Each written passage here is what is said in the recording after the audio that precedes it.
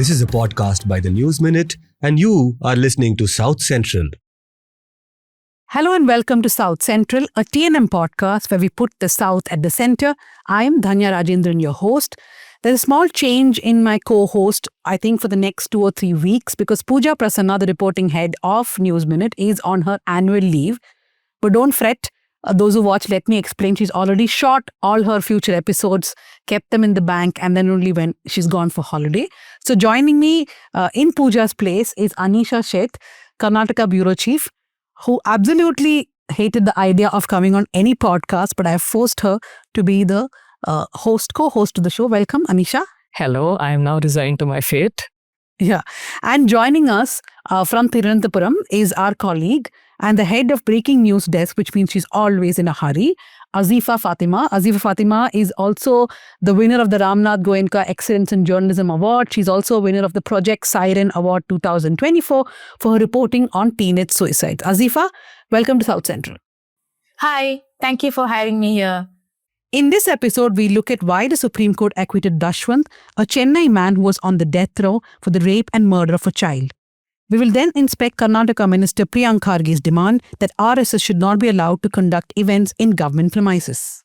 Okay, so before we jump into today's discussion, 2 things to tell you. One is, I hope you have read the Nikhil Kamath profile that Indulekha did. I've been getting a lot of messages. I've got a lot of emails. Some people are wondering, why have you done this profile? Some people are like, we had good fun reading that profile. The point is, business profiles are not something that we have attempted at the News Minute. This was a first trial. So do read that business profile and write to us. Tell us who else you would like us to write about. The email ID is southcentral@thenewsminute.com. And it is Deepavali time. Here at the News Minute and News Laundry, we have a Deepavali surprise for you. It's a discount on our subscriptions. You get 20% off on 3-month and 6-month plans, and you get 25% off if you take an annual subscription. This offer is valid to the end of the month, so do not forget, as you spend money on sweets, on clothes, on green, non-green crackers, also take the subscription. And we have a lot of paywall stories coming. So instead of cribbing next month about how costly the subscription is, take it this month when the offer is still on and light the way for democracy. Anisha, we will begin with the headlines. Okay, let's start with Tamil Nadu. Supreme Court extends stay on ED probe in TASMAC case, questions federal overreach. So this is a case related to the ED raids on TASMAC earlier in, I think, March or February. And it began an investigation under the Money Laundering Act. The Tamil Nadu government then challenged the ED's actions in the Madras High Court, which dismissed its plea. So now the Supreme Court has since stayed the ED's actions and has extended the stay and has raised questions about federalism and the state's right to investigate cases. In fact, CJ Gawai said that if I say anything on federalism, you'll only report on that. I don't want to say further. Supreme Court orders a CBI investigation into the Karur stampede and retired Justice Ajay Rastogi-led panel to monitor the probe. Okay, so the Supreme Court has basically said no to the SIT which was set up by the Tamil Nadu government. The SIT was to be led by Asra Garg, an IPS officer. There was also a one-man commission to be led by Aruna Jagadishan. Both that now stands cancelled. It's only a CBI probe.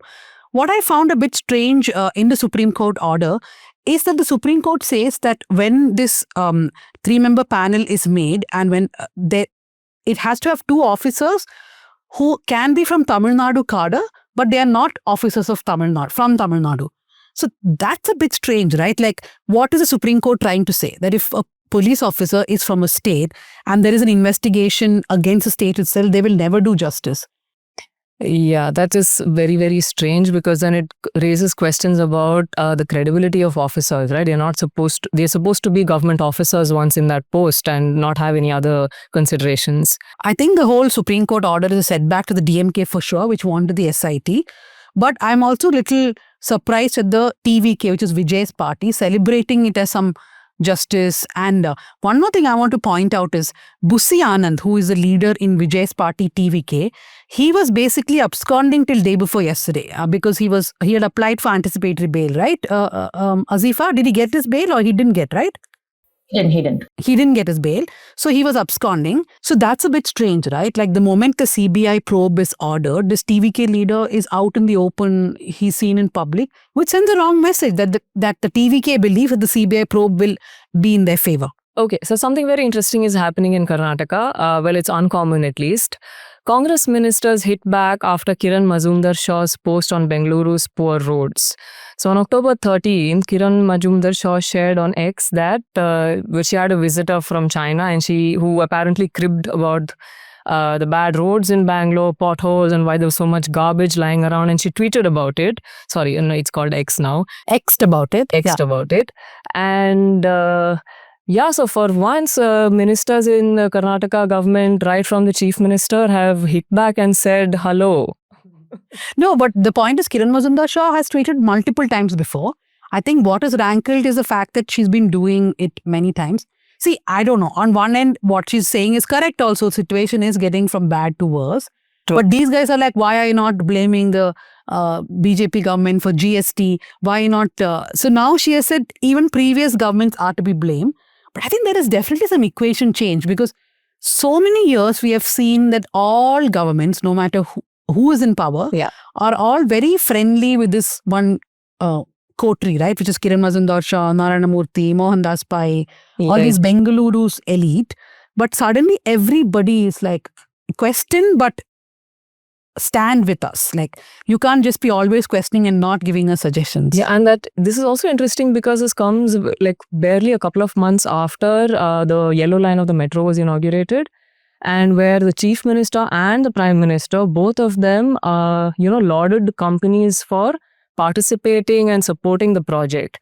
In fact, three metro stations are named after three private companies. Okay, now we move on to Kerala. Hijab row in Kerala school. Minister directs school to permit student to wear headscarf. So the Minister Sivan Kutti's decision is a U-turn from what he said soon after the row first broke out, and now he's backed the students' right to go to school with the headscarf and possibly respect the color of the uniform and whatever is prescribed by the school. I find a lot of people are asking what happened in Karnataka. That time you guys were all supporting the hijab. Now why are you not supporting the hijab? I find there is a little bit of a difference in both this because in Karnataka, it was a government school where there was no strict uniform. In fact, committees could decide in every college, not school, every college what the uniform is. And that particular college in Udupi had a BJP MLA as the member of the committee, which is why it also became controversial because they were not allowed to sit for the exams. Here in this case, it is a private school which has a uniform. And the child was in the school attending classes for several months when one fine day she comes wearing the hijab and the school says no. What the minister is saying is that you cannot obstruct her from getting education because that goes against her rights. But there's a lot of discussion, just like we saw in Karnataka, there will be a lot more discussion across Kerala as to, this whole thing of students wearing hijab and going to school. Yeah, but Karnataka also has a much longer history, at least in coastal Karnataka, of this entire thing becoming a problem, right? Like even when I was reporting from Mangalore in 2000, 2011 and so on, there have been sporadic instances of, schools, mostly private schools and colleges, this pre-university, what we call here, where they will object to somebody wearing a, headscarf for the sole reason that it is a headscarf. And then, you have this entire rhetoric coming up, oh no, if they are wearing hijab, we will wear saffron shawl. But they are not, one is not the opposite of the other at all. Okay, so we'll move on to Telangana now. KTR alleges vote chori by Congress in Jubilee Hills, says no faith in the ECI. And this is going to be an embarrassment for the Congress, which has been going on about vote chori at the national level in Karnataka as well. So and KTR did the exact thing which Rahul Gandhi did. He had this entire press meet where he, shows all these houses where there are multiple voters in one house. In fact, he said that Naveen Yadav, who is the Congress candidate in Jubilee Hills, his brother has got multiple epic IDs. So he did a full presentation just like Rahul Gandhi did. But I guess it is not caught on the news cycle as much as the Congress one did. But this is a problem, right? Which we have been saying from the beginning. All parties which are strong locally are somehow fudging voter rolls. Whether it's a small scale, large scale is very different. The accusation against the BJP is that they're doing it at a larger scale because the election commission is subservient to them. But that does not take away from Rahul Gandhi's allegations, neither does it take away from KTR's allegations. Yeah, no, all of these things need some serious reform, I suppose, with regard to the entire election process, because we are now staring at a lot of distrust in the system. Yeah. Okay, so we go on to Andhra Pradesh next. Google to invest $15 billion in Vizag data center, largest investment outside the US. Yeah, so it's a big deal for Andhra Pradesh, and I think they are, of course, projecting it as a big deal with Naidu saying that I brought Microsoft to Hyderabad, now I brought Google to Andhra Pradesh.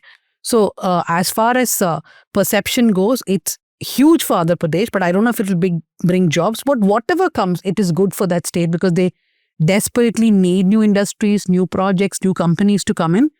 The only question is, how are you going to give land? What are the resources that you're going to give for these companies and at what cost? Let's not forget concessions. Yeah. Okay. Moving on to national headlines. Former IAS officer Kannan Gopinathan joins Congress party. So just to remind our audiences, Kannan Gopinathan was the IAS officer who quit after Article 370 was abrogated, which gave special status to Jammu and Kashmir. And he's now joined the Congress, so we'll have to see where that plays out. In fact, I was surprised that he's taken a decision to join a political party only now.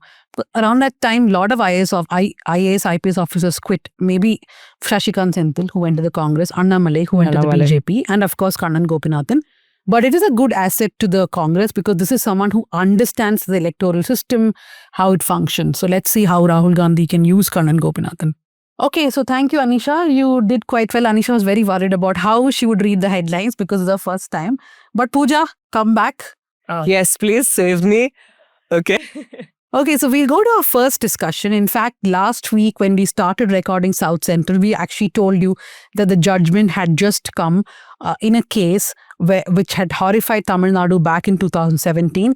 This is a case where a 7-year-old child in Chennai was found raped, murdered and burned to death.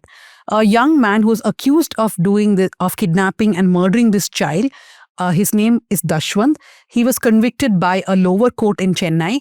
Then the conviction was upheld by the High Court. He was sentenced to death by both these courts. But recently, Justices Vikram Nath, Sandeep Mehta and Sanjay Karol of the Supreme Court of India found that Dashwant is not guilty of his crime, and they have acquitted him. And Dashwant was actually released from jail a few days ago. This puts before us many questions. Was the investigation shoddy by the Chennai police? Did the prosecution not do its job well?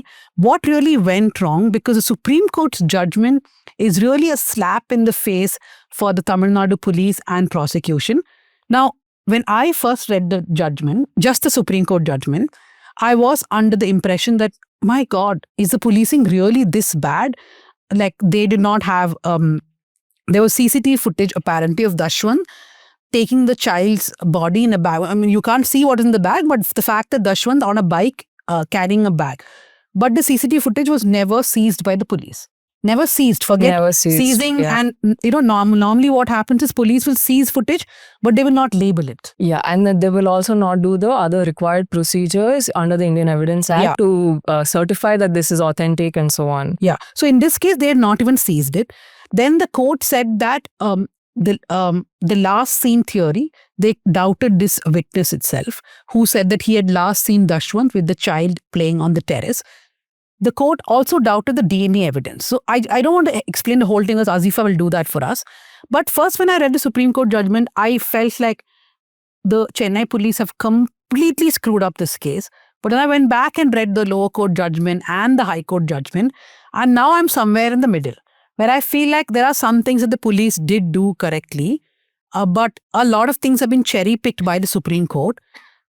In the Supreme Court, Dashwant was represented by Project 39A. I mean, previously Project 39A. Now it's called the Square Circle Clinic at the Nalsa University of Law, Hyderabad. There's a bunch of lawyers who represent people on the death row. And they convince the Supreme Court basically that these sentencings are not correct. So I come to you first, Azifa. You also read all the 3 judgments. First, tell us, what did the Supreme Court say while acquitting Dashwant? So, Supreme Court has made 2 main points to acquit Dashwant, right? The first one is that the trial was not conducted in a fair manner. Dashwant did not have enough opportunity to defend himself. And the second thing is what you said. Basically, the court found several inconsistencies around the confession statement, the witnesses in the case, and the recoveries made in the case. So the first point, when we look at it, the defense, they did not get enough time. So the charge sheet in the case was filed in August 2017, and by October that year, the charges are framed for the charges are framed for the case. And at this point, the accused did not have any defense lawyer or was not provided a legal aid counsel also. So if a person does not hire a defense lawyer, they are given a free lawyer, free of cost by the government. So Dashwant did not have either option. The lawyer was appointed only on December 13, 2017. By the time the court had fixed the schedule for the trial, which was scheduled to start from December 18, 2017. And the lawyer receives the case documents only 4 days before the trial begins. So usually, in usual cases, defense lawyers are appointed right at the beginning of the criminal trial. Ideally, it should be before the charges are framed, so that as soon as the police files the charge sheet, the accused can get the copies of all the documents and all the evidence, and they have enough time to review the evidence and defend their case. But in this case, the court found that they were given just 4 days of time to go through the materials, the witnesses, and everything, and defend themselves in the trial. That was the first thing. And the second thing, the court said, the judgment comes on January 3rd. The prosecution evidence is completing on January 30th, and the trial court delivers the conviction on February 19th, and the death sentence also on the same day. So usually what happens is there is a brief gap between the conviction and the death sentence, where the court goes through the mitigation factors, aggravating factors, and everything. But in this case, that brief period was not there, and on the same day, both of this happens. The Supreme Court, in its judgment, has said that this whole process has violated the principles of fair trial that is under our constitution. So, and also using this, the court says these lapses show that the trial was conducted in a hasty manner, and he was not given any chance to defend himself. At this point, the court just says that we could have set aside the conviction and sent the case back to the trial court for a fresh trial, which is what usually happens. But since 8 years of his incarceration has passed, he has been in jail for 8 years, the court decides to examine the case based on its merits. So that's how the court starts to examine the circumstances and the merits of the case. Okay, Azifa, before I ask you what were the other details which the court went into, I have to welcome late Latif into the studio, Sudipto Mondal, executive editor of the News Minute, who was told that the show will start recording at 6 o'clock, but he's come in at 6:52. But Sudipto, it was because of heavy traffic. No, it was because of the failure, the collapse of what was once the cultural capital of India. It is because of successive governments which have turned this city into a trash can. It is because of harebrained projects which include flyovers and underpasses, and all of which are either logged with water or creaking. It is because the absence of a public transport. There's no rain today. It is because the absence there is rain also today. It is because the absence of a coherent public transport system. It's because of people with a lack of vision like DK Shivakumar, who are still planning some tunnel project. road. which Oh my God. I can just go on. I'm so frustrated. I'm not kidding. This is, what has happened. This is that man who cried wolf kind of thing. I know I'm generally late, Latif. Fine. But I started at 5 o'clock today. 5:06 I started from my home. I reached. Okay, when Sudipto says 5:06, in my mind, I'm taking it's 5:46. No, I was talking to somebody on the phone. I have evidence of that phone call. So that is. But just to say, our in-house Kiran Mazumdar Shah is here. Right? so? There's a whole fight happening because Kiran Mazumdar Shah said something like you did, and everybody's just descended on her, from Siddaramaiah to Priyank Kharge to DK and everyone. No, but then they should all. It's collective responsibility. They shouldn't be the only ones jumping on Shaw. Actually, Shaw should jump on herself because of the disaster which was BPAC.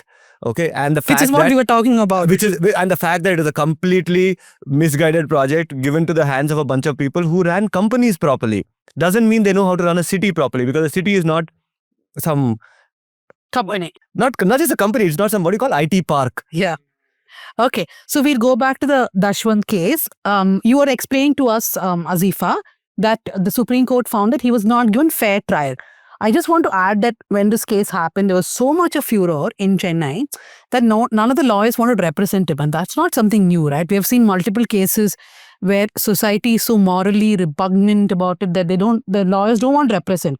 And we have seen cases where lawyers are beaten up for representing someone also, like a rape accused. No, but that's not an acceptable stand, right? It is not, but An I'm saying individual lawyer does have yeah. the right to not represent, but to come out and state it publicly as a body of professional. But it has happened multiple times. Of course, of Yeah. course. Okay, Azifa, so what else did the Supreme Court say? We had DNA samples which matched Dashwant's. There was a neighbor who saw the child with Dashwant, but the Supreme Court found it, and then the police also said Dashwant led them to the dead body, right? That he showed a dead body to them. So the Supreme Court is saying all this is unbelievable? Yeah, so in this case, basically the entire prosecution case is resting purely on circumstantial evidence. So when there are no eyewitnesses, each link in the circumstantial evidence that proves the crime should be proved beyond any doubt is the theory. So there are multiple links here. The first one is the last seen together theory, where the child is last seen with Dashwant. A witness called Murugan said that he saw the child last with Dashwant. And then there is a CCTV footage that you mentioned at the beginning that showed Dashwant moving in a bike with a bag. And then there are statements, his confession statement, other witness statements, and the recoveries that are made, including DNA samples and everything. So going through one link, the first link starts with the witness statement of Murugan. So the first link of this whole chain starts with the last seen together claim, which starts with the evidence presented by Murugan. So Murugan told the court that he saw the child, the victim, and the accused Dashwant playing together around 6 p.m. On the day of the incident. But the problem is, this statement was not part of the original police complaint filed. So on the same night the child goes missing, the father of the child goes and files a police complaint. And the Supreme Court is saying that you did not mention Murugan telling you that your child was last seen here in the police complaint. We have to also remember that the first complaint was just a missing persons complaint saying that I came back home from shopping and my child is missing. And according to the records of Supreme Court that Supreme Court went through, Murugan's statement comes only 2 months later when he told the second investigating officer in the case. So here, one thing that which we have to note is that High Court did take this point into consideration. Into elaborately, the court went into it. The High Court believed that Murugan's testimony was not made first, but it held that the testimony made in the court stands and any other statements made to the police or anybody else is just corroborative. So it's the other things are just substantive evidence, and any statement made under oath to the court is the only thing that stands. So this is how the High Court said, okay, Murugan's statement stands. Azifa, just 1 minute, just to summarize the whole thing. So the Supreme Court is saying that if Murugan has last seen the child with Dashwant, then why did Murugan not inform the police or the parent? Why was that not part of the first complaint, right? Azifa has read the Madras High Court judgment where the High Court also asked the same question to Murugan. Boss, why did you not tell the police? So Murugan is saying two things. One is that I did tell the police, but at that time, the child had only gone missing. They are not looking for a dead child. They are looking for a missing child. He did say that I saw with Dashwant. Police did not write it as part of the complaint. And Dashwant himself was part of the search party. So nobody is suspecting him at that time, right? So this is something which has come up in the High Court. But the High Court is saying what Azifa just explained, that as far as the court goes, what a person says in court is more important than what a person told the police or anybody else before. Yeah, Azifa, the next one is about the DNA. Explain that.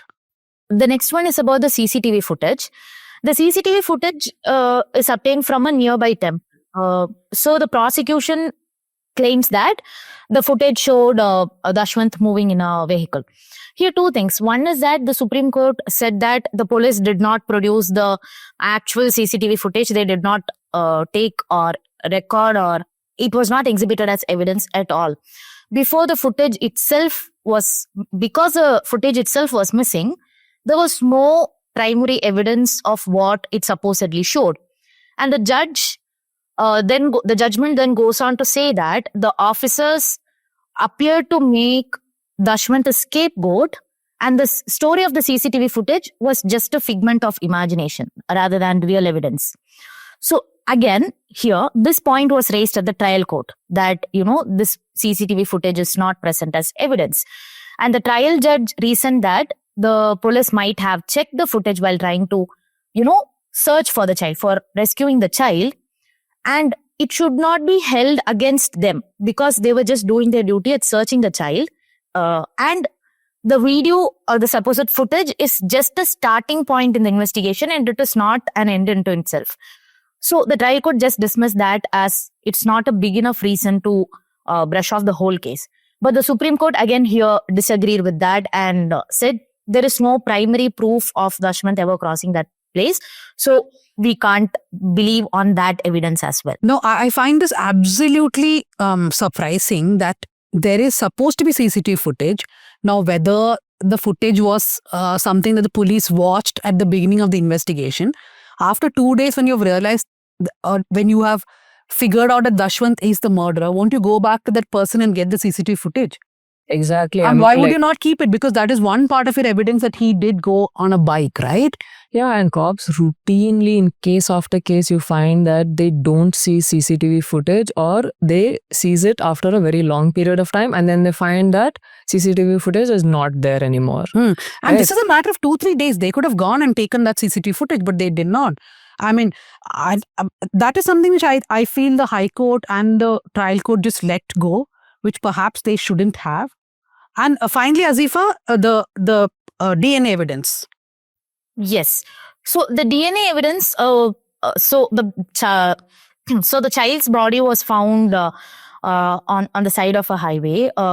Charred body was found, and there was a bag and 2 petrol bottles inside that, and the child's clothes, like undergarments, found inside the bag. So those are the things that they seize, and they find DNA semen stain on the undergarment of the child, and they take it for DNA tests. So here again, there are 2 things. One is the DNA sample itself, and the other thing are the items recovered by the police.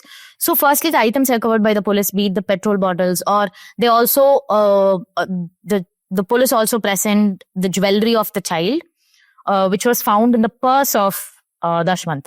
So the Supreme Court has found that none of these items were kept for identification with the parents, and they were not properly sealed, or the whole process of who possessed what was not entirely clear.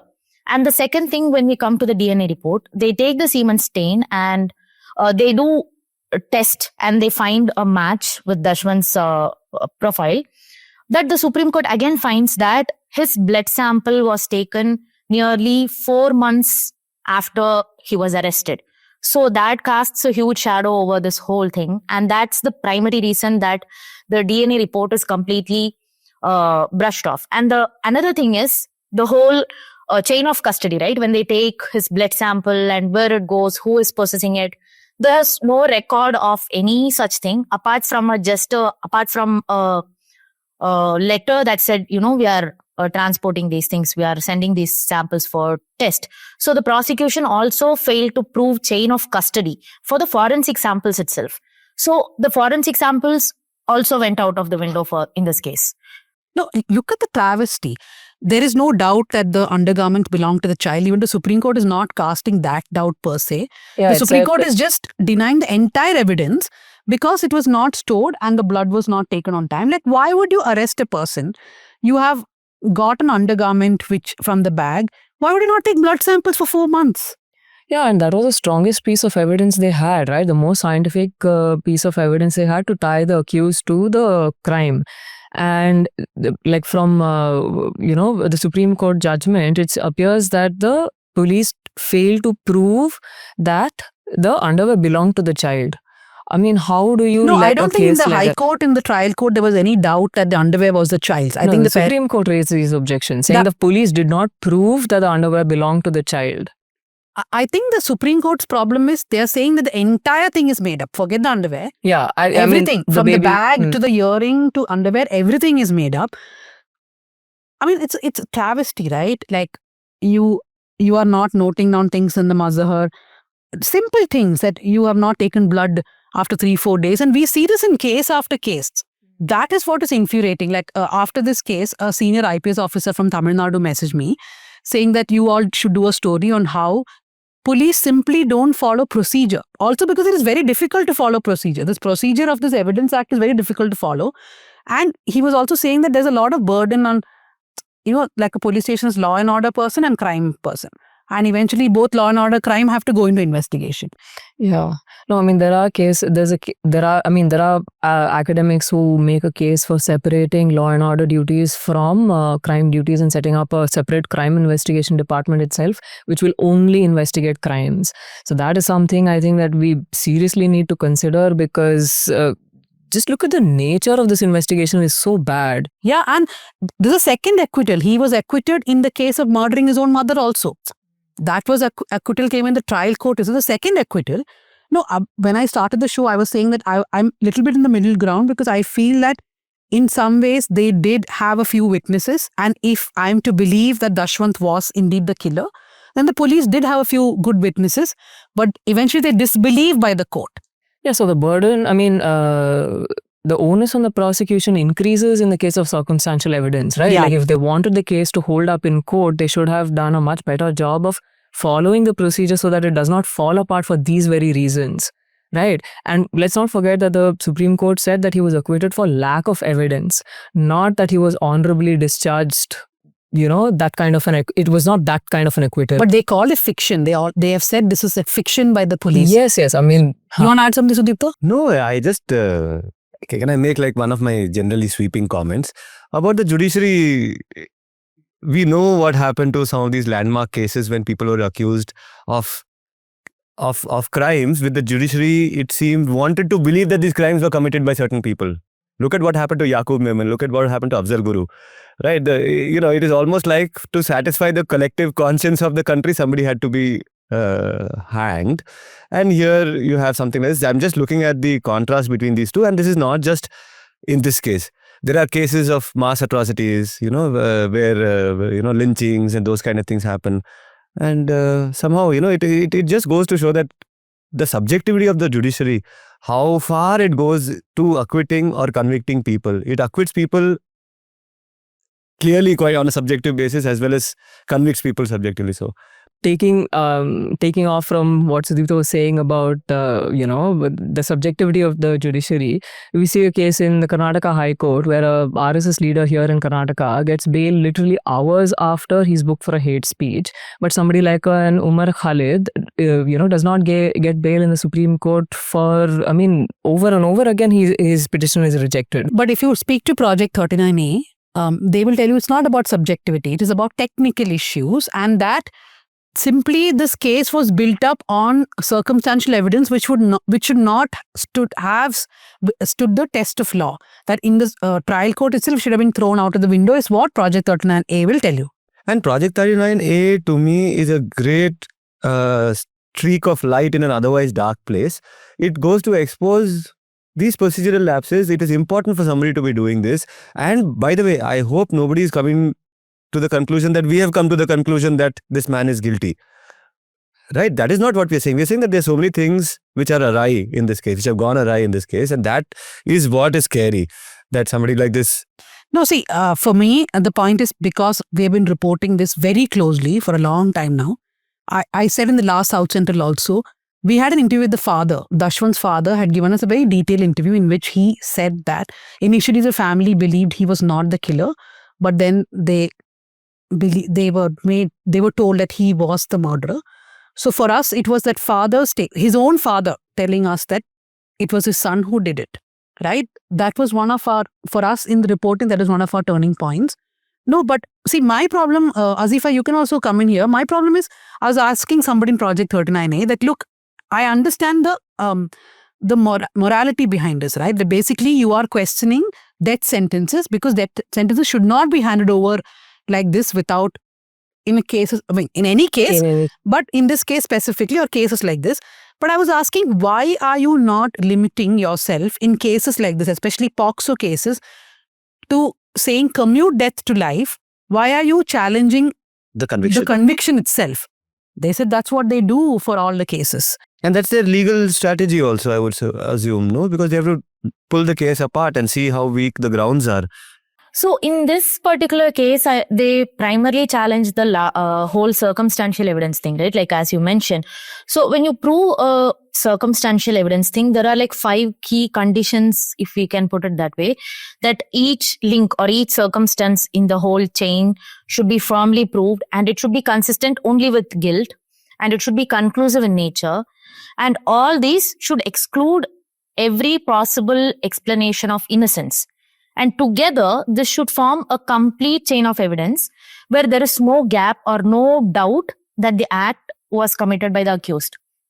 In this particular case, they challenged each link of it, right? For instance, the CCTV footage. The judgment itself notes that, I think if I'm not wrong, the High Court judgment itself notes that the visual was not exactly identifiable. Like they could see this guy moving in a bike.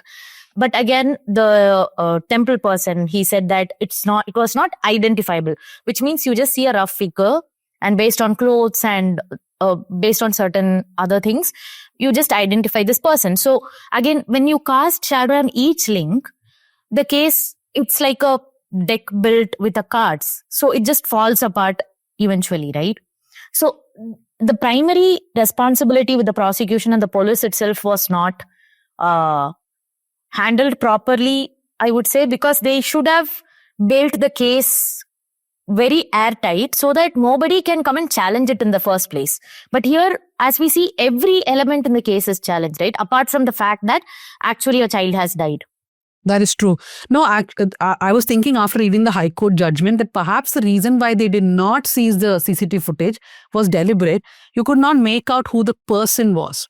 You could make out if a young person was going, perhaps if you zoomed in, you used some technology, you would have seen more details.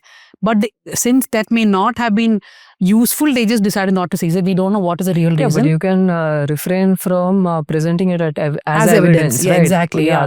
Why enter into the whole mess in the first place? But what is your last? I want to just ask what do you all think about the fact that investigation should be separated, and there should, at least in the big cases, there should be separate. I'm not saying that every pickpocketing should be investigated by a crime department, but heinous crimes, etc. It cannot just be handed over to the beat, law and order and crime guy. There should be a separate team to also look at it. Every police officer is actually trained in investigations in the basic sense. Basics, yeah. But my thing was, I'm just trying to see the big picture over here and how the police or the uniformed and armed forces, I'm including police and army over here, how uniformed services are designed and how the constabulary and the officer cadre are divided up. If you look at the military, let's start with that example. So you have a Jat regiment, you have a Mahar regiment, you have this regiment, that regiment, whatever, Madras regiment and all that. The soldiers will all be Jats or Sikh or whatever. But the officers will come from the All India services. And that ensures the the check and balance, which is that if there is a local rebellion, then there is a national level officer who will check the local rebellion, and therefore the local unit will never be able to rebel against the country. Now that in the same way, in the police also, a constable is assigned to a police station in the beginning of their career. They end their career with the same police station. And the sub-inspector onwards, they keep getting circulated. But that circulation also happens in one police commissionerate limit. You can't go from Bangalore to Hubli overnight. If you're a sub-inspector, you'll have to come up in your ranks in this place only. And then you have the IPS cadre, which will be like going all over the state and things like that. So in this business, the imagination is that the constabulary will be very embedded in the local neighborhood thing. And what unfortunately happens, and it's not a bad thing, because that gives them an understanding of 20, 30, 40 years of every gully, every person who is a troublemaker, all that. But in the process, as you can imagine, they become embedded in that very system, which means that they become lackeys of the powerful people and oppressors of the weak people. At the instance of the powerful people, they become the police or the security guards of the rich people in that neighborhood. And bad investigators too, who perhaps do not follow the Evidence Nithari Act. killings. Do you remember Nithari killings? The local cops, how well they could have investigated that case, because people were talking about the stinking drain. You remember little highlights? I'm sure everyone remembers about the Nithari killings. People were complaining about stinking drains, body parts for weeks and months and years. The local cops could have easily picked it up. Why did they not pick it up? Because Pandher, I think that guy's name was, that big guy in the neighborhood. No, even our Saujanya case here. Yeah. When you read the judgment from the High Court, it is so clear, right, that there were so many evidences the police would have collected at that time, which they clearly did not. The Raja Singh cases in Hyderabad, 100 cases of hate speech against him, only one conviction. Why? Because the police will not have the audio. Actually, it reminds me of this film, this American film, about lynchings in the South back in the day, in the 60s or something, where the local police is completely in with the lynchers. And the federal cops come to investigate the case. And how this, this power equation between the two. And the reason I'm mentioning this is, by the time some SIT comes, the local cops might have polished off the evidence. But in this case, Sudipto, it's not even like that, right? They really wanted to catch Dashwant and make him convicted. Just that they did a shoddy job of it. That's all. It's not like there is an But the incompetence, you don't think, is built into the system? That's the problem. The incompetence is built into the system. No, the police officers in this case, and we also saw in the Ariyalur case, right, where the prime accused was acquitted because of lack of evidence thereof. So the thing that we keep noticing is that these police might want to nail the perpetrator in the case, but it's because of not doing the technical stuff, not doing the paperwork. It's these things that actually eventually lead to the acquittal. Even in this case, if they had recorded simple act of getting the jewelry, sealing it properly and entering it in the mahzar, could have entered it as a recovery in the court's document, right? They did not do that. So despite getting the jewelry from his purse, it's not even an evidence. It's out completely. I think the police should also focus on doing the grunt work, like do the records, do the mahzars, do the sealing stuff and everything, which might help in proving such cases. Can I just make one point here, since we're talking about police incompetence? I mean, when we talk about procedure, following procedure, law, etc., due process and all of that, police actually know their way around the procedure when it comes to murders and things like that.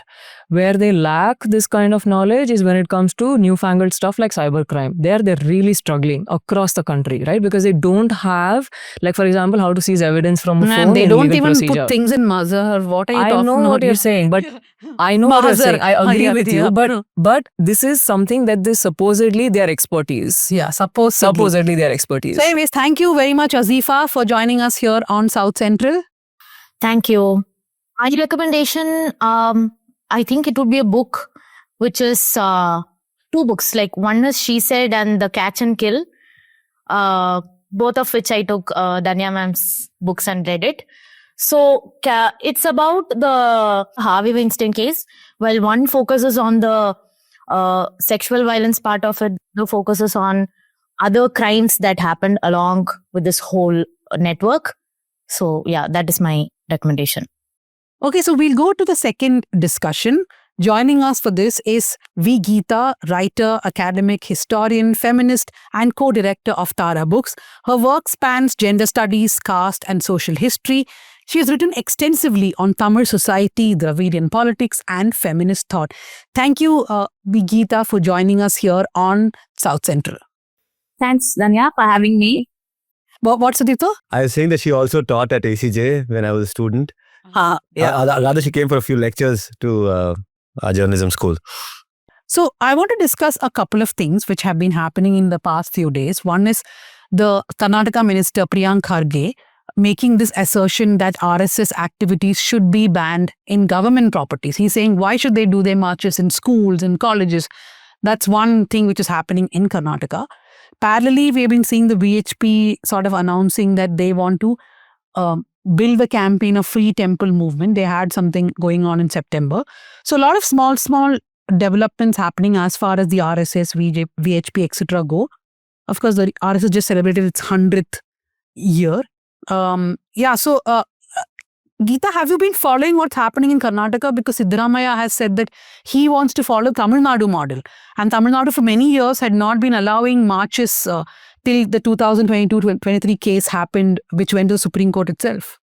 Well, Tamil Nadu may not have allowed RSS or Hindutva supported marches in government spaces, but the rationalist and the more critical rationalist and radical segments of the Dravidian movement have always wondered, why do they allow Hindu festival celebrations on government property? For instance, Ayudha Puja celebrations in almost every government office, factory, and so on. The reason I bring this up is that there's a certain level of everyday religiosity that the BJP is counting on, and they're just waiting for that right combination of, political tension and the moment at hand, in which this fairly routine everyday religiosity can be pushed one notch higher and made to serve their purpose. So I think the outrage we feel when the RSS and VHP do stuff on government property, it should also be matched by what else happens on government property without the RSS and VHP. Because government property is secular and Sarkar space, as it's called. Sarkar space should remain Sarkar space. Or we should all admit our Sarkar allows religious festivals of all kinds, and we must have other reasons for telling the VHP not to do this. So I would like to complicate this discussion a little bit, rather than sort of only see it as a sort of a Hindutva assertion, because then we play right into their hands and fight the battle on their terms. But it's good to also take a hard look at oneself and see what conditions have been created over the decades that it's easier for the Hindu right to sort of brazenly do this sort of thing. But can we compare an RSS march to religious event? Like Anisha had talked to the DCP, I think, in Bengaluru, and he also said the same thing, right? That we are allowing religious events now, and so RSS march also was allowed. Actually, I spoke to an activist who told me that, when he questioned the DCP told him that they had permitted the route marches, and just like they permit any other, so there's a High Court order context to this where a pride march was, went to court and said that, okay, we are not protesting, we are creating sensitization on LGBTQ rights. And that's when the High Court said that, okay, if it's not a protest, then you can have a meeting in a public place, which is outside the designated protest area of Bangalore, which is Freedom Park. So in that context, I think that was what the police officer was talking about when he said that, we allow it just like we allow religious marches and, So can an RSS march be compared to a religious event in a government organization, in a government building? No, I don't mean to compare the two. I don't think there's any real analogy there. But I do think it's good for us if you're fighting the Hindutva forces in real earnest. And this is a long battle. It's not going to end tomorrow or the day after, right? Let's also sort of build our resources in a way that allows us to take stock of what we've been doing so far, what should we do going ahead. And if we can be a little more reflexive in some of these cases, because there's no point in reacting immediately to what they're doing, because that's what they want, right? They want us to provoke them into being even more aggressive. So I think that's very important, that how do we build our resources in such a way that we can also make it very evident why are we challenging them, whereas we will allow an LGBT person to occupy government space and say whatever the organization wishes to say. But we need to build a strategy and a culture for doing that, don't we? So I would actually, I am basically a historian and a teacher. So I think in pedagogic and historic terms, rather than in terms of, what one ought to do immediately. This is not to say one ought not to do anything immediately. And I'm certain that if something like that happens in Tamil Nadu, there will be protests and people will go to court and I don't think there's anything wrong in any of that. But if you ask me, I think we should ask ourselves some tough questions as well. Those of us who purportedly are on the liberal, secular, left side of politics. So in Karnataka, irrespective of who is in power, when government projects get inaugurated, one Brahmin will be called, one coconut will be broken. That is generally the process. And it's not even a non-Brahmin priest. It will maybe be some Agama ritual. of so-called Bhumi Puja or something like that will happen. Is that the case in Tamil Nadu? And once you answer, I want to have some supplementary questions. But is that how it works in Tamil Nadu as well? Yeah, I don't think it's as blatant as that. For example, when we open the Mettur Dam every year, to let water from Karnataka flow into Tamil Nadu, which is such a big occasion for us, we have engineers and even the minister throwing flowers into the water. I haven't seen any Brahmin priest on such occasions. When government projects are inaugurated, I must confess, I haven't seen such pictures put out into the media or any place else. And I suspect that they may not call a Brahmin. But it's possible that some individual ministers might actually sort of consent to some kind of a puja, not necessarily involving a Brahmin. Okay. No, in say if it happens in Karnataka, it's not like that's the photo op. That ritual happens for the satisfaction of everybody. The photo op will be the chief minister or minister or principal secretary, whoever is inaugurating. That's separate. But anyway, the supplementary that I had is, ma'am, how do you look at public spaces also is a question, right? I mean, if you consider that in Tamil Nadu, the government has been very proactive in banning the RSS and Hindutva organizations from government schools. And let's also look at which are the public spaces that these organizations want to occupy. They're mostly looking at educational institutions, colleges, schools, Anganwadis. These are the places they want to operate out of. And even, let's say, playgrounds attached to these facilities. Now, while they've been banned over there, one of the things that I picked up in some of my previous reporting assignments is that in the private school circuit, they've become very, very big. And that there, it is assumed that there should be no government oversight. But tell me, correct me, and Dhanya, you should speak over here. You've covered education for many years, Anisha also. Education is a state subject in that, yes, you might have a private management, but what you impart by way of education is very much under state control. So if you have RSS influencers coming into a private school also, is it a problem of the state government or is it not? I don't know. The RSS, of course, wants to take hold of educational spaces. That's very evident. You see that already happening in, say, a place like Pondicherry University, which shocks a lot of people who've never taught elsewhere in the south, and they suddenly come to Pondicherry, and it's quite a shock to them to see the kind of saffronization that has happened in a very visible sense. So that's very evident what their project is. Now, in the Tamil Nadu context, what's interesting is private institutions, both institutions of higher education as well as schools, have for long been under the control of particular kinds of denominational bubbles. So if you take the well-known CBSE schools in Chennai city, for example, say Padma Seshadri, for instance, which was a go-to for a lot of upper caste kids through the 70s and 80s and so on, till they also realized the demographic pressure, and now they have a broader cohort of children from various communities. But the point is that they are not going to give up their obviously Brahmanical Hindu ways of functioning in terms of what prayers they have, the kinds of inputs that they give kids in a cultural sense. Not that they would do it in an obvious sort of way. So these spaces, even if the RSS doesn't directly have to do anything with them, you can have somebody who's associated with that institution in some manner, who spouts in public all kinds of opinions which are dear to Hindutva. So that's also a way in which they are functioning in Tamil Nadu. You see that very clearly. So you see people associated with educational institutions coming out with something even as terrible as a defense of untouchability. In some ways, you see that happening.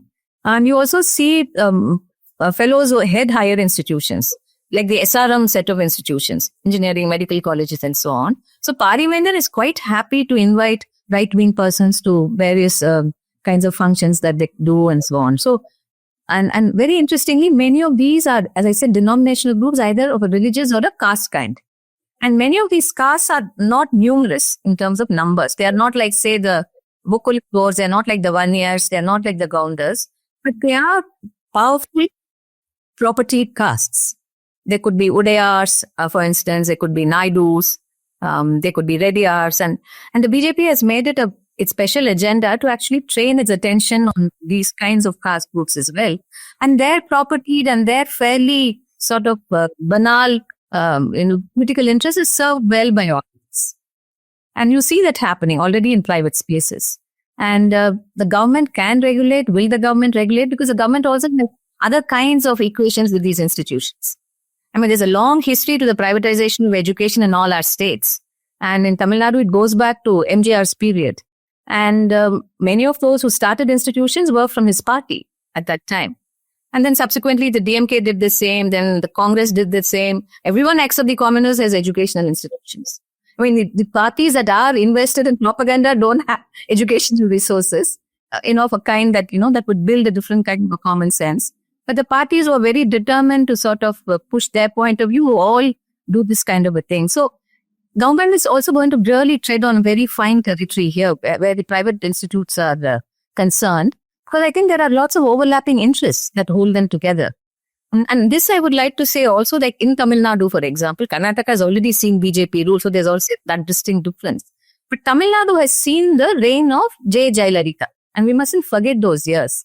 Those years were the most authoritarian years in the history of Tamil Nadu. The different segments of time that she served as chief minister of the state, you will see how she systematically crippled all democratic institutions, including the media. I still remember the time when KP Sunil of the Week was in the eye of a storm for having written something very critical about her. Then the government hit back, and over a period of time, Sunil found himself landing a job in Jaya TV. So, I mean, it's a very interesting sort of approach that she had, not very dissimilar to what we see happening around us today. And never forget the time when these very important set of scholars from Sri Lanka had come for the World Tamil Conference, including Professor Sivathambi, who's a doyen of Tamil literary history. And they were all unceremoniously sent for various reasons. And I mean, I can quote so many things that point how every feature that you see that is part of the way the government at the center functions today, in muzzling speech, in cracking down on dissent, in defining what is legit and what is not legit, all of these have precedence in Jayalalitha ruled Tamil Nadu, in NTL ruled Andhra Pradesh, Telangana in the past. Why I'm saying this is, fascism need not always come allied with an ideology. It has two aspects, right? Hindutva has two aspects. One is an authoritarian state apparatus, which goes all the way down, which is seen as a good thing by sections of the population. And then an ideology which wants to draw more and more people into this consensus. Now, in Tamil Nadu, you may not have the ideology, but you have the constituents of an authoritarian state, which had been put in place by Jayalalitha during her several years of rule in the state. And I don't think the DMK has rolled back those measures fully. And in some ways, they have layered them with a veneer of democratic practice. In some instances, they have sort of not worked with those constituents. I mean, their attitude towards the media, it's still relatively more open than in most parts of the country. But the fact is that you have these authoritarian resources at hand, should you want to use them. And where that intersects with Hindutva would be what we're thinking about. But it can also exist without Hindutva, for instance. I just want to drag this back also into the question in hand about when all of you are discussing about the use of private space and public space for the RSS activities. And we have to divide the RSS activities as to, they use a playground, for example, for kabaddi and sports and all that thing, and they have their prayer, from Shishu, Bal, Tarun, Proud, everybody stands and does their prayers. But in Karnataka, what is being opposed is also the marches. Now, what Priyank is saying is that using the lathi and walking on the streets, using the lathi inside schools, what is the message that you send? Now, Hegdewar or Golwalkar or whoever, it's very clear from their writings that they thought it's about community, it's about Hindu nation, it's about being the aggressor also in one way, which is why, we have spoken a lot about how it's inspired from British police or Boy Scout and so many other things. But the discussion is also about the language of what they're doing, right? Of the lathi in a school, in a government space. Yeah, and also a lathi in a public space, right? It can be a weapon, is what activists on the ground in Karnataka are saying, and Bangalore especially, because you're not allowed to hold protest marches anywhere, but RSS is allowed to hold a march with the lathi. So they're like, okay, fine, you allowed a procession, okay, they're not protesting, fine, but what about the lathi? Right? Where does that fit into your logic as a police officer? Does that not become a weapon? Can I share an anecdote about a lathi? And I think it connects three things: Tamil Nadu, Silambam, and RSS. Okay, so I went for my Madurai fieldwork story, right? So final, that one character was missing, which you know about. So I found that character, was very happy. So I went shopping in that small town and I found these Silambam sticks.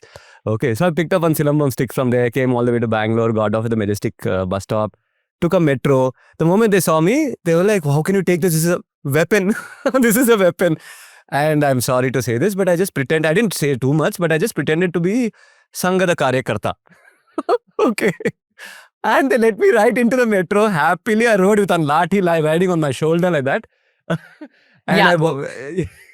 Okay, since we are on this So, trip, but Danya, do consider what it shows. It shows there's a certain common fear that has already crept in.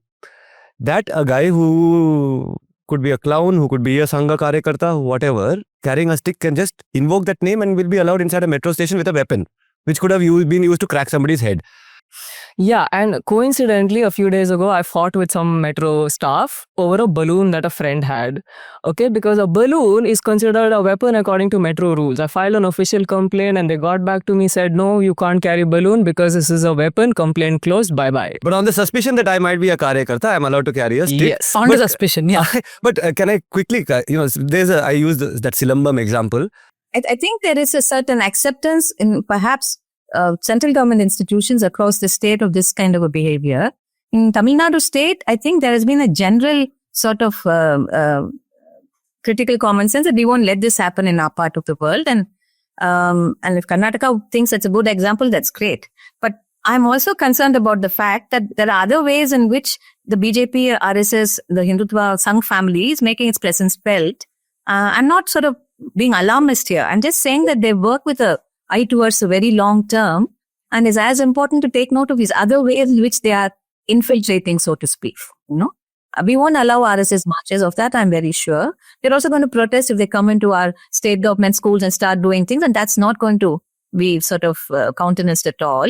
But for every set of teachers that supports, say, the Dravidian idea, who's opposed to this kind of a Hindutva thing, who's secular in the sense that most people understand the word, there are perhaps many who think that we are making a lot of fuss. It's okay to be Hindu. So what is the RSS saying that's so terrible? We don't know those people so well because they're not part of our social circle. But there are plenty of them that are there out there, and the BJP is banking on them. And it's going to sort of work in ways that you can get to them, can reach them. I'm not saying that they'll be successful or that they will be actually part of the BJP consensus. But I think their success also is they're tailoring their approach to very local situations, aren't they? I don't know, we all had a chance to look at that interview with RSS that was published in Outlook. And I found it hilarious in some ways because it's such a copybook question answer session. And all these kinds of things that the BJP RSS find problematic about Tamil Nadu, that script is at least 50 years old or 60 years old. It goes back to the 1970s, if not earlier, when there was no BJP as such, but you had a Hindu right wing, Jan Sangh and so on and so forth.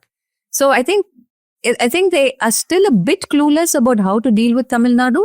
So they're trying very hard and working with spaces that are already available to them one way or the other. But having said that, their model, which might perhaps work in some other parts of the country, are not quite going to work here. Many months ago, I wrote a piece for a seminar called No Place for a National Religion. Basically, my argument was it's not that the Tamils are irreligious. Anyone who comes to Tamil Nadu knows that's not true. Look at the number of temple towers per square kilometer. So, but the religiosity that Tamils practice have a lot to do with their sense of place, where they are from and what does that matter to them. And their caste has a very important role to play. But caste plays a role that's not quite mappable onto the communal agenda in a straightforward way. It can be made to happen, but it doesn't immediately happen. So you'll have folks doing stuff with their temples that they claim are community practices. Dalits will be kept out or sometimes might be accepted or allowed on an unequal basis. But that does not immediately lend itself to a communal agenda unless there's a program to make it so. And that program is built assiduously over a period of time. And I think that sense of place is what the government of Tamil Nadu is banking on, and which it tries to define using the term Dravidian, I don't know if that captures everything, but there's a sense of place which is very historical, which is particular. I think that's important. Even if you look at the temples, all those goddesses you go see in those temples, no? Long ago, I forget which, Kamala Ganesh, the sociologist, wrote a very interesting essay, basically saying, why do they have their own shrines? All these goddesses. I mean, they're there with their consort. I mean, they're like this happy family photo, no? Man, wife, child and all that. So, and then you also have these women sitting in their own state. And you'll always see that these women are very local. They're very local name. very Tamil names. And then they're wedded to Vishnu or Shiva or whoever. And then in that wedded aspect, they have a Sanskritized name. So it's quite interesting how a sense of place also maps onto a sense of gender. And the Tamilians have worked out a very complicated equation with Brahmanical Hinduism. I don't think the RSS has got really into its head because it's so brutal and in its patterning out identities. It doesn't quite get this long historical battle with the Brahmanical Hinduism. And then there is, of course, a whole question of Dalit religiosity, which neither the regular non-Brahmanical Hindus are able to sort of work with, nor the RSS. RSS does, of course, work with Anganwadis. You looked it up earlier in Karnataka. So there's a study of the BJP RSS work in Western Tamil Nadu and Southern Tamil Nadu by this scholar from HCU, Arun Kumar, who's done his PhD on the RSS working in these two parts of the state. And he actually had some very interesting things to say. Who are they working with in Western Tamil Nadu? What are the spaces they occupied? Anganwadis is one. After school centers are another. So they do have that strategy and they work with particular social groups in those spaces. In this case, the Arundhatiyars. So it's, one needs to be early sort of look closely at what they are doing, where it works in a caste sense, where it doesn't work in a religious sense, where they're trying to make things work. So I won't be sanguine like the rest of my Dravidian counterparts and say it'll never happen in Periyar's land. That's not true. It can happen anywhere because there is a basis for authoritarian rule everywhere in India. And very happily, there are folks here who will compromise with anything to occupy those spaces. They don't have to particularly believe in Hindutva ideology to do that. You think Edappadi Palaniswamy believes in that ideology? Does he care? He doesn't. But he's such a astute political opportunist. He'll do what he wants to do with the BJP. So like she was saying, that the sense of place which Tamil Nadu has used, in Karnataka, is that even possible? I know that this Priyank is saying this, Siddaramaiah is saying, I will look at a Tamil Nadu model. But the BJP and the Sangh is too strong here for them to actually take a decision, I feel. Remember in the manifesto, one of the big points of discussion was the Congress saying that we will look at banning the Bajrang Dal and the VHP, I think. Bajrang Dal, yeah. And it became a huge discussion point at that time. All the channels were going berserk over that. So when here is a place where they're very strong, cadre-wise, everything, they're in the government, they have been in the government. So how is it even possible? No, it's not. Okay. I have said this only and I've said that they're very strong and all that, but it is just as easy to say the exact opposite. And Anisha and I have worked together in Mangalore. If you consider the strongest Sangh leader in somebody who's a stormtrooper kind of a Sanghi, who can get people on the ground, max can get 100 people, 200 people, which is the same capacity as a lefty. Okay, so whose example am I giving? Some Sharan Pampel, let's say. When he does a vigilante attack, it may become national news and all of that. But how many men are there? 40? 50? 100? Okay, so 100 men can take a district and a state and hold it to ransom is one aspect of this reality, which is that they have a very motivated critical minority in every place. Okay, we're looking at the growth of, Anisha just come back from her reporting in Maddur, where she's looking at the growth of the Sangh as a result of the JDS, BJP combine and all of that. And here we have an interesting character called Puneet Kerehalli, who's a vigilante who goes around attacking people for cow slaughter, vagera. How many people does he have? 10, 15, 100? No, he doesn't even have 50 people. So therefore, you have a small bunch of stormtroopers and you have, for the lack of a better word, I think the best way to describe them is these bought armies, right? We know how these are manufactured, how these opinions can be, AI can be used to just create this thing. And then the media channels we are talking about, we know where their money comes from and all that. So therefore, it could also be a cat arching its back and not as much of a... No, so are you trying to say that if Siddaramaiah does push the envelope, he can go ahead and say... See, but the Bajrang Dal does does it have cadre of 1 lakh people? No, I'm talking about RSS marches, not the Bajrang Dal here. No. So about him restricting the RSS marches completely. RSS is a bunch of not very fit men who are not stormtroopers. They're mostly the Brahmins. Bajrang Dal's class character is completely different from those uncles you saw day before yesterday walking on the streets. But the RSS also has the BJP here in Karnataka. The BJP is a kind of like a bee which comes on a flowering plant. But they will protest, right? They will. And let's not forget what in all the discussion, because we brought the word secularism, Hindutva, The Supreme Court and the Madras High Court, while allowing the RSS marches in Tamil Nadu, High Court, in fact, Justice G. Jayachandran said that route marches not being allowed is certainly not in tune with secular or democratic way of governance, and it is contrary to the principle of secularism. So, Contrary to the Whenever it's principle of convenient. secularism, Okay. not allowing it. Right. Okay, I'm not going to go into that, but taking off from what Sudipta was saying, I think I agree partly with him, but also partly disagree because, see, what he's saying about the stormtroopers, I think is true. And the violence in coastal Karnataka, at least, which is the bastion of the Sangh in Karnataka, the violence has come down. But it is also an ideologically captured place for them.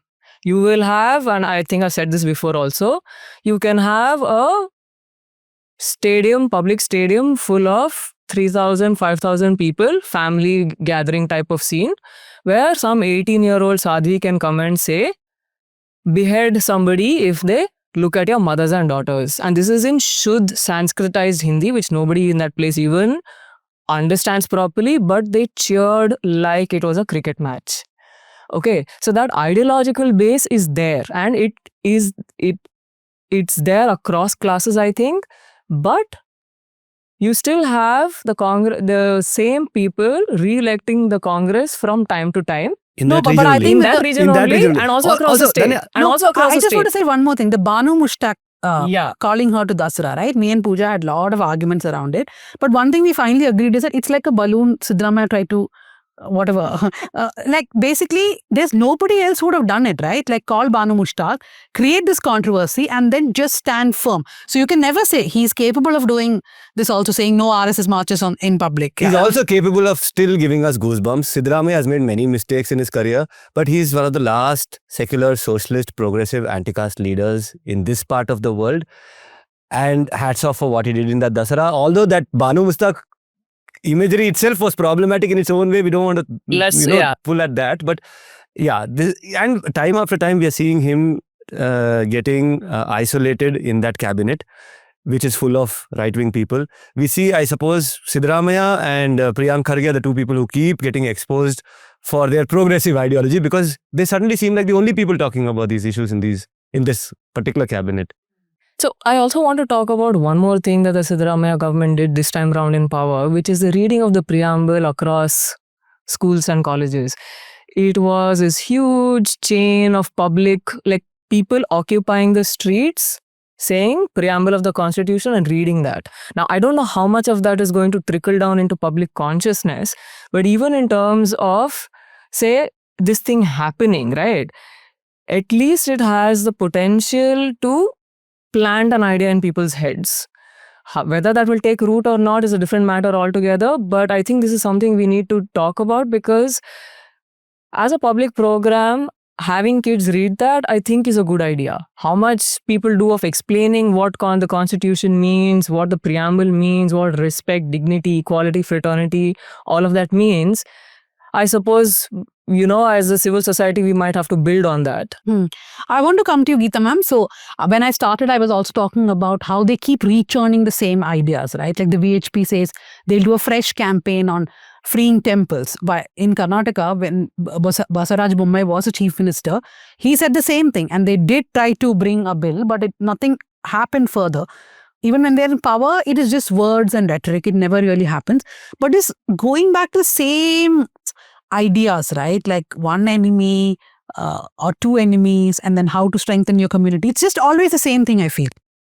It is. You see, that's also the limitations of the fascist script, isn't it? I mean, constant repetition supported by menace and violence.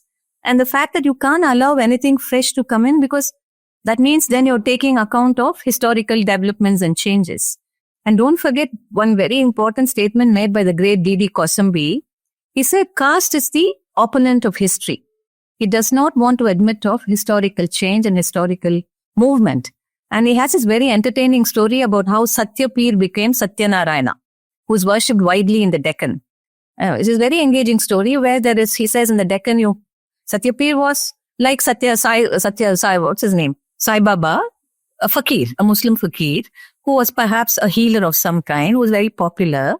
And then people went to him for various things. And then these are Kosambi's words. Then he says, along comes some enterprising Brahmin who then builds up this entire narrative about how this man is an avatar of Vishnu and therefore he's got all these gifts and skills. And over the time, the story of a fairly sort of localized fakir with some miraculous healing powers becomes aligned with a larger Hindu narrative. And Kosambi uses this incident to talk about how they don't want you to even think of movement in history. They want to recoup everything within a familiar text.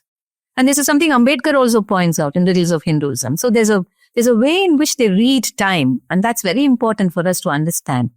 Time is for them seriously not something that moves. Time is something that brings you back to the same point again and again. And that's something that you see if you look at any of their issues, whether it's love jihad, for example. That was 3 years ago, that was in the news. Whether it is the whole question about the holy cow, there is that. Or whether it is about how actually Sanatana Dharma is very accommodative and Dalits need not fear anything. None of this is new. All of this goes back to the early 20th century. It was voiced by the Arya Samaj, it was voiced by the Hindu Mahasabha, it was voiced by a range of Hindu thinkers and leaders. And then the same script keeps coming back in different ways because frankly, how else will you unite a people who are so particular, so anchored in their geographies, in their particular landscapes, with their lives and occupations, relationships centering in that space? That's at one level. And then how do you unite caste society? That's a huge challenge because, again, to quote Ambedkar, the caste order is built on negativity. No, it's graded inequality. As he very memorably said, no man is brother to another. So the only unity caste society is capable of is a negative unity, which means that you need an outside element that you can demonize and hate and horribly and sadly, it has been the Muslim so far. And that script can change a bit. It can become the Christian in some parts of the country. And the Dalit is a perpetual outsider whom they will claim is actually an insider who can be brought in, but they'll never bring him or her in. So it's a very, very interesting script which they have kept going. This is their strategy. This is also the strategy of Brahmanical thought. So one can't disconnect the two. Hindutva is very much a very sort of renewable kind of idea which bases itself on the contours of Brahmanical thought. And by this, I mean not something that I'm using in a kind of a ideological way saying that is bad, I'm just using it in a descriptive way that you can think of this as a way of thinking about the world, which I think serves these authoritarian forces very well. Because if you don't admit of change and dissidence, and you constantly seek to accommodate something, basically you're saying whatever is there is already the best, no? And whatever is there is what we tell you is there, which is Sanatan. It's always there. It's such a circular argument. So how do you puncture this circular argument? Only by completely negating it and taking a position outside of it. And which is why they fear Islam. Because Islam completely sort of challenges every one of those premises. Christianity, they're not sure what to do. With Dalits, they're anxious. And that I think is our strength. Because somewhere they don't want to come across as being completely and violently anti-Dalit. So Green Branch, Olive Branch in some directions, trying to say, yeah, Ambedkar said this, he's actually sort of supporting us. That's what that Outlook interview had pointed out. Ambedkar did not agree to this Aryan-Dravidian mix. Very, very clever, just to pick out one aspect of Ambedkar's thought. So they do this all the time. And of course, where you find them completely sort of unwilling to move is the gender question. Basically, they're quite unwilling to sort of look beyond the role of women except as reproducers of caste and community. That they are very clear. So, on the whole, I think their strength is also this endless repetition of time-worn banalities and the menace that they bring to it and the way they can make it mean different things at different times. And I think we need to latch on to that and not get aggrieved each time, because that's when we get aggrieved, they love it because they think that we are right. It's all these horrible secularists and so on. But if you have to tell them, look, you bore me, this is stupid, you've got nothing new to add, nothing new to say, they don't quite know what to say to you.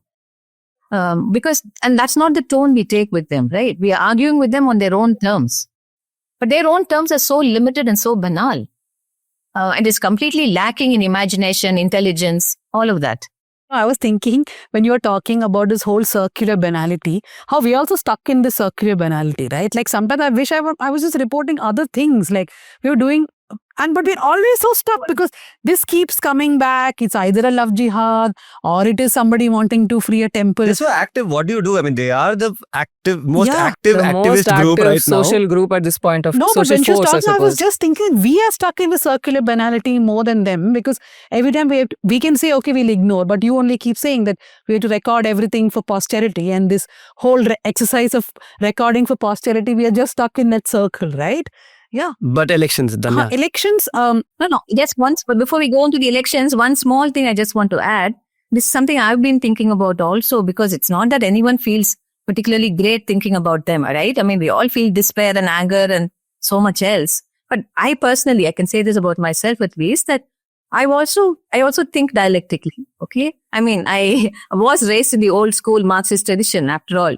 So basically, I see that the same set of developments which have brought these guys into focus and power has also seen some other fantastic developments in the subcontinent. It has seen an assertion of Bahujan Dalit voices. It has seen women writing and seeing things in different ways. It has seen queer people really challenging their ideas about gender and sexuality. But the challenge is how to make those things speak and sort of subvert Hindutva. It's not easy all the time. But if one were to also think of these things, and while recording for posterity and not letting posterity forget that some monstrous things happened in the mid-20th, in the first decades of the 21st century and after. But if the counter story is also narrated parallel in some ways, you also see that there is possibility, And I see that possibility in young people. I see that possibility in the classroom. I see it, for instance, I was in a workshop in an academic context, and I had 80 students, and all of them, almost 80% to 90% of first generation PhD scholars from different parts of India, and the acute questioning that they had about things, their earnestness in wanting to understand, which is very rare in most educational institutions today. And it is highly sort of rewarding to be with such students and to think and ask questions along with them. So all I'm saying is that I completely see your point about how we're also getting lost in the circular loop, because one way is to, from time to time, push the circle aside and then see these other things. And then, of course, come back to dismantling that circle in whatever ways we can. I mean, we can't let it be the way it is. But at the same time, there are other things that can push us forward in unexpected directions. We don't know yet. So before we complete, I have to tell our audience that Sudipto has been going on talking about when I went reporting to Madurai. So that article is going to be out on, I think we have a schedule, Sudipto, which is on the 5th of November. On the 5th of November, which is a Wednesday, we'll put that article out. Or I think the 3rd of November, one of those days. So please do read it. It's a long story, and it's going to be in 2 parts, right? It's about the Ayodhya of the South. So the article will come. Yes, Sudipto, your point? Nothing. You can't stop me when I'm on the verge of I'm overwhelmed with emotion at your scholarship, at your expertise, both Geeta and you. How you understand that state. So many times in the course of whatever you said, I don't think you can compare me to her, but yes. No, but as a journalist and a scholar and separated by decades. But you're running one of the nicest things that's happened to Indian journalism, please. Danya, we're very glad you're there. Yeah, you are. That I agree. Yeah. She is, therefore we are. Yes. She is, therefore we are. But thank you so much for the... And I mean, it's like, what the South? The South is suddenly there. It was never there. No, ma'am, and also your scholarship and, the kind of, I don't know if it's bipartisan or how it is, but there is so much in what you say which is clearly not taking sides and just putting things out there and, for us to see, as opposed to, you telling us how to see. The way you arrange those facts, and I think they become self-evident. So thank you so much for what you do. I just feel very grateful for you being around. And also the thing you talked about, right, that political education school, it reminded me of Gauri Lankesh. Anisha, you must remember, right? In those days, she used to get a lot of young journalists, activists, everyone around and do these. I was too timid back then to do it. Go even near her. I would be like, Gauri Lankesh. Yeah. They used to run this thing called Column 9. Yeah, I know. Yeah. Column 9. Okay, so we'll go to the recommendations first. Sudipto, you want to give a recommendation? Yeah, so again, ma'am helped me with some of my research for my Madurai story, and she gave me a very fascinating book. I have not read much in the last 1.5, 2 months because I've been working on this piece and I've been tearing my hair out. This is called India Reflections, 1955 to 2003, by this gentleman called Charles A. Ryerson. I hope I'm saying the name right. I will put the photo of the cover also on for you guys to check out. So we But- have all the links in the show notes. Every recommendation every guest gives is on the show notes. Right. So this Ryerson is a scholar / slightly influenced by Christianity kind of missionary kind of character who keeps coming back to Tamil Nadu over different phases to see political developments. And for me, the chapter that helped me and my story a lot was the chapter about the 1971 elections. But it is a must read for anybody interested in Southern Indian politics, not alone Tamil Nadu politics. Yeah. So I have 2 recommendations. One, pure fun, which I think is interesting in a tangential sense to what we're talking. It's called the Dictionary of Lost Words by Pip Williams, an Australian writer. So she's basically looking at the making of the Oxford English Dictionary. I mean, it's a fictional account, but it talks of how many words didn't find their way into the dictionary, and they had to do with words used by women of the working classes and words that had to do with gender and sexuality and so on. It's a fascinating and fun read. That also brings us to this whole question of language and power. No, what are the words that acquire currency? What are the words that close the loop, so to speak, with this whole circular stuff that the Hindu right is doing? And we need to really sort of go back and read books on language and fascism. I think that's can be a very effective thing. And this does that in a very tangential sense. It's also a fun read, which I think is nice in these times, to read something just for the sheer delight of reading while picking up something from there. The other is a book I was involved in, and I'm going to recommend it unashamedly. It's Balagopal's collection of articles, Understanding Fascism, which I go back and read again and again, only because he was so prescient about what was likely to happen in the 21st century. And he speaks of how Hindutva is already here. This is 1994, 95. No, since we are recommending, Geeta ma'am also conducts a reading Balagopal workshop in Chennai. Is that correct, ma'am? Yeah, we've shifted it to December. We thought we'll do it, but since it's going to be a very rainy, Yeah, go attend that workshop. And if you want one in Bangalore, you know how to get in touch with Geeta ma'am. Yeah. Anisha, what is yours?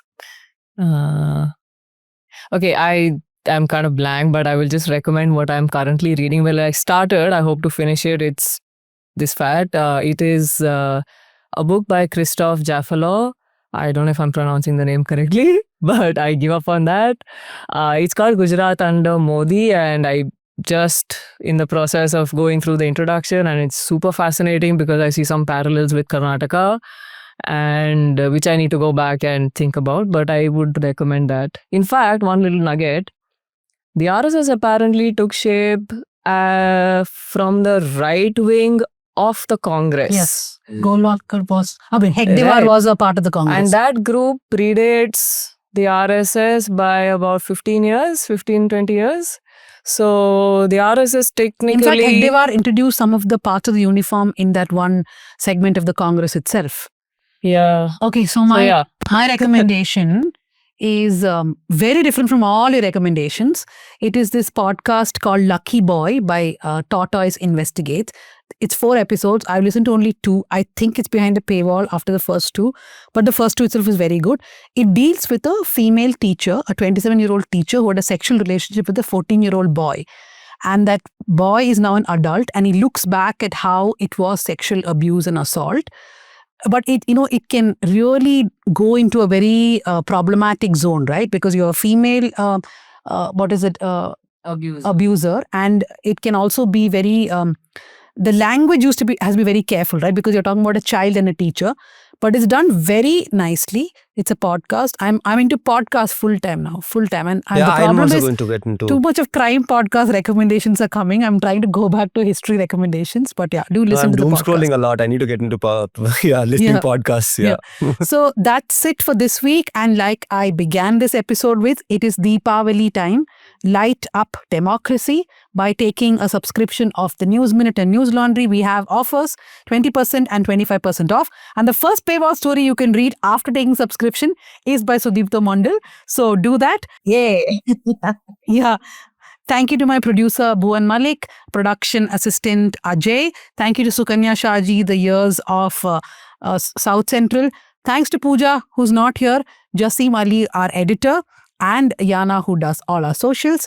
Keep listening, keep watching, and like us on different platforms. Thank you.